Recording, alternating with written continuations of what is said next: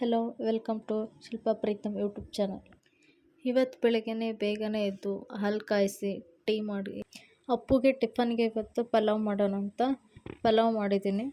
ಅವನಿಗೆ ಸ್ನಾನಕ್ಕೆ ಹೋಗು ಅಂತ ಹೇಳಿದ್ದೆ. ಸ್ನಾನ ಮಾಡಿ ಬಂದು ಯಾವ ಥರ ತೂಗಿಡ್ಸಿದ್ದಾನೆ ನೋಡಿ. ಈ ಫಿಗರ್ ಎಲ್ಲೋ ನೋಡ್ದಂಗೈತಲ್ಲ, ನಂಗೂ ಹಂಗೆ ಅನ್ನಿಸ್ತಾ ಐತೆ. ಇವಾಗ ಎದ್ದು ಸ್ಕೂಲಿಗೆ ರೆಡಿ ಆಗಿದ್ದಾನೆ. ರೆಡಿಯಾಗಿ ಸ್ವಲ್ಪ ತಿಂಡಿ ತಿನ್ನು ಅಂತಂದರೆ ಆ ತಿಂಡಿ ತಿನ್ನೋಕ್ಕೆ ಅಳ್ತಾನೆ. ಇವಾಗಿನ ಮಕ್ಳಿಗೆ ಏನು ತಿಂತಾರೋ ಏನು ಬಿಡ್ತಾರೋ. ಅವನು ಇನ್ನೇ ಸ್ಕೂಲಿಗೆ ಹೋದ. ಅಪ್ಪನ ಸ್ವಲ್ಪ ಹಾಸ್ಪಿಟ್ಲಿಗೆ ಕರ್ಕೊಂಡೋಗಿ ಚೆಕಪ್ ಇತ್ತು ಅಪ್ಪಗೆ. ಸೊ ಹಾಗಾಗಿ ಅಪ್ಪನ ಕರ್ಕೊಂಡು ರಾಣೆಬೆನ್ನೂರು ಹತ್ರ ಇರೋ ಅರೆಮಲ್ಲಪುರಕ್ಕೆ ಹಾಸ್ಪಿಟ್ಲಿಗೆ ಕರ್ಕೊಂಡು ಹೋಗ್ತಾಯಿದ್ದೆ. ತುಂಗಭದ್ರಾ ನದಿ ನೋಡಿ ಎಷ್ಟು ಚೆನ್ನಾಗಿ ತುಂಬಿದೆ, ನೋಡೋಕ್ಕೆ ಏನೋ ಒಂಥರ. ಅಪ್ಪನ ಹಾಸ್ಪಿಟ್ಲಿಗೆ ಕರ್ಕೊಂಬಂದು ಕೂರಿಸಿದ್ದೀನಿ. ನೋಡ್ತಾ ಇದ್ದಾರೆ, ನೋಡಿದರು ಡಾಕ್ಟ್ರು. ಇವಾಗ ಸಿಸ್ಟ್ರು ಬಂದು ಇಂಜೆಕ್ಷನ್ ಕೊಡ್ತಿದ್ದಾರೆ ಅಪ್ಪಗೆ.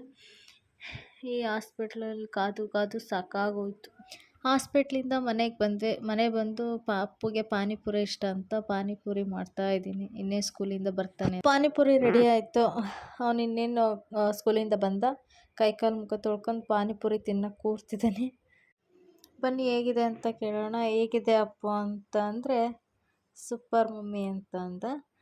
ಸಂಜೆ ಇನ್ನೇ ಅಮ್ಮ ರೊಟ್ಟಿ ಮಾಡಬೇಕು ಅಂತ ರೊಟ್ಟಿ ಹಿಟ್ಟನ್ನ ಹಾಕ್ತಾಯಿದ್ರು. ನಮ್ಮಮ್ಮ ಮತ್ತು ಅತ್ತೆ ಸೇರ್ಕೊಂಡು ರೊಟ್ಟಿ ಮಾಡ್ತಾಯಿದ್ದಾರೆ. ಅವ್ರ ಜೊತೆ ಇವನು ಹರಟೆ ಹೊಡಿತಿದ್ದಾನೆ. ನನ್ನ ಶಕ್ತಿ ಎಷ್ಟಿದೆ ನೋಡ್ರಿ ಅಂತ ನಮ್ಮಮ್ಮನ ಹತ್ರ ತಮಾಷೆ ಮಾಡ್ತಾಯಿದ್ದಾನೆ.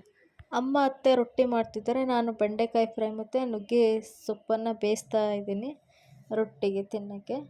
ಬೇಳೆ ಮತ್ತು ನುಗ್ಗೆ ಸೊಪ್ಪು ಹಾಕಿದ್ದೀನಿ. ನುಗ್ಗೆ ಸೊಪ್ಪು ಬೇಯಿಸ್ಬೇಕಾದ್ರೆ ಲಿಡ್ ಕ್ಲೋಸ್ ಮಾಡಬಾರ್ದು, ಯಾಕೆಂದರೆ ಅದು ಕಹಿ ಆಗುತ್ತೆ ಅದಕ್ಕೆ.